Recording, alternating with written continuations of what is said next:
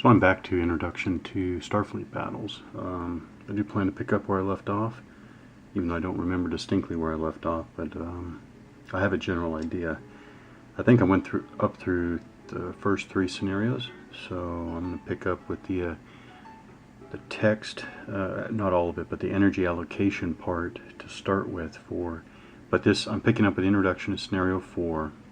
There's a scenario preview, there's a little explanation. There's an intro to the new rules for Scenario 4, which again centers on the energy allocation rules. So now I'm going to pick up with the rules section B 3.0 energy allocation cadet version. The heart of the game is in the energy allocation rules. Here players must determine how much power or energy is available and how they'll use it most wisely. Like your budget, there will never be enough money or energy to do everything you want to do. Deficit spending is not allowed. You cannot spend energy you do not have, but you can, as we shall see later, use batteries to save energy for later use. Energy is calculated and allocated on an energy allocation form. There are two of these included with the game. One is the cadet energy allocation form, which will be used in scenarios 4, 5, and 6, where I'm picking up, again, which comprise the cadet game mentioned below. You will need about a dozen copies of this form to play those scenarios. The other form is the standard energy allocation form. As you can see, it is somewhat more elaborate. With several additional lines, you will need to make several copies of this form, at least a dozen, probably more, to play scenarios number 7 through number 12. You'll need 1 or 2 copies each time you play. Okay. Each turn during the energy allocation phase, each player, for every starship he controls, must fill out the next column of his energy allocation form. To save on forms, you can begin the next game on the leftover areas of the first form. If you win or lose after only 4 turns, then you can use the remaining columns to play another scenario or to play the first scenario over again. Specific instructions for filling out the form are given on a line-by-line basis. Okay, so number 1, warp engines.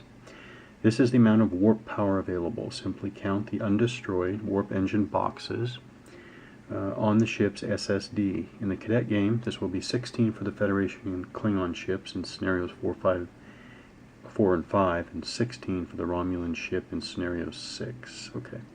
Impulse power, number 2. This is the amount of power available from the impulse engines. Again, simply count the number of undestroyed boxes. The cadet cruisers each have 2. Then we have number 3, reactor power. This is the amount of power from nuclear reactors. The Federation and Klingon cadet cruisers each have 2 reactor boxes, marked APR for auxiliary power reactor, on their SSD. The Romulan cadet cruiser has none. Okay, number 4, total power. This is the total amount of power available from all sources other than batteries at the start of a scenario. An undamaged Federation cadet cruiser will have 20 units of power.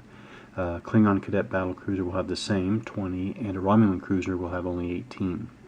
Assuming that the ship has not been damaged, line 4, that's total power, will always have the same number each turn. Okay, line 5, batteries available. This is the number of batteries holding power that is available for use. All 3 cadet ships have 2 batteries. Batteries discharged. This is the number of batteries previously used. The total of 5 and 6 will always equal, the totals of lines 5 and 6 will always equal the number of undestroyed battery boxes on the SSD. At the beginning of a scenario, the batteries will all be charged. Careful players save their batteries until the ship is heavily damaged and use them to fill in temporarily for damaged engines. Skillful players, however, use their batteries constantly for that 1 additional unit of power that can be critical. Batteries destroyed in combat are presumed to have been those previously discharged, if any such batteries are available. Alright, line 7, life support. In the cadet game, your chief engineer has allocated power for this function.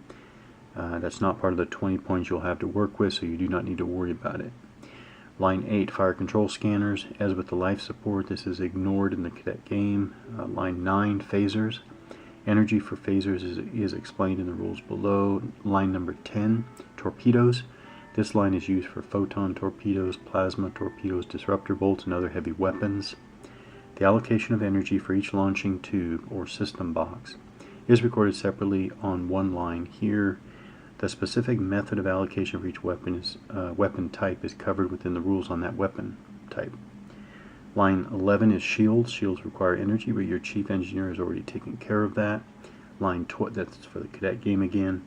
Line 12, general shield reinforcement, not used in the cadet game.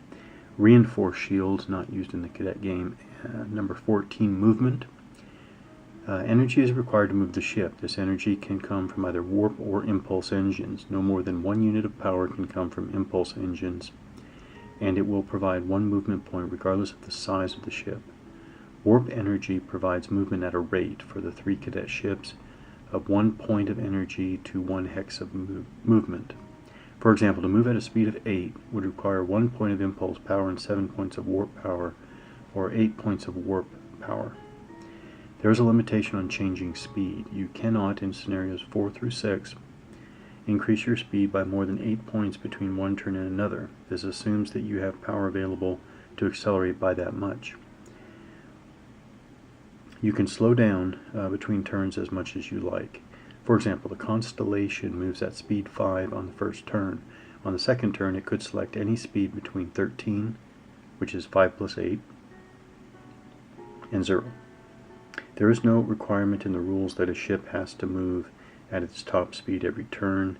Note also that at higher speeds it is more difficult to change directions.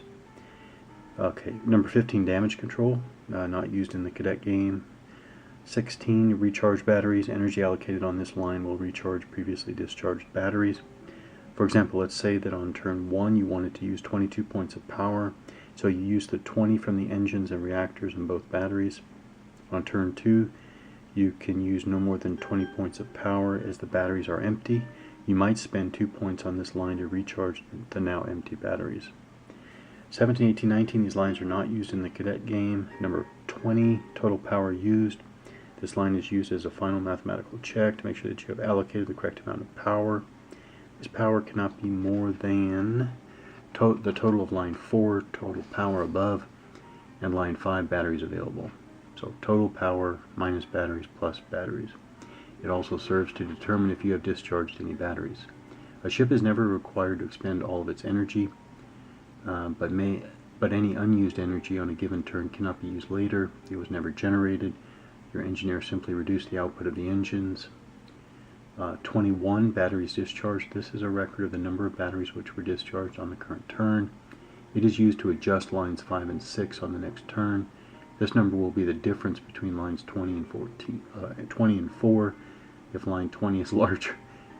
Now I see the joke about the similarity to tax forms. If line 20 is smaller than or equal to line 4, this number will be 0. Keep in mind that each battery holds 1 point of power. Note, except when specifically stated to do so, energy does not carry over from turn to turn. Alright, example, if power was allocated to movement on a given turn, this power could not be used to move the ship on a later turn. If power was allocated to movement. Oh, right, yeah. If 5 units of power were allocated to a ship to turn 5 and none on turn 6, the ship would move 5 hexes on turn 5 and would not move at all on turn 6.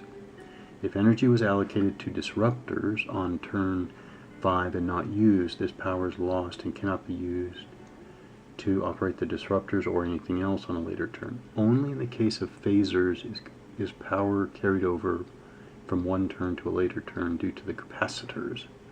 In some cases, for example, photon torpedoes, energy must be expended over a period of 2 or more turns. The energy expended on each of those turns comes from power generated during each specific turn. Alright, then we have power requirement rules from previously learned rules sections.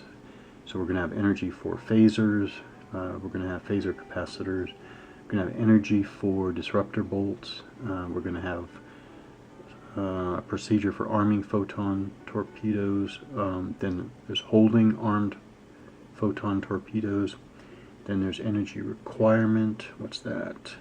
The 4 points of energy to arm a photon torpedo must all come from the warp engines. The 1 unit of power to hold it may come from any source. Okay, so basically some detailed rules to keep track of, and this is just the cadet game for where energy comes from and how it can be used, and in some cases stored or carried over. Then we have damage allocation.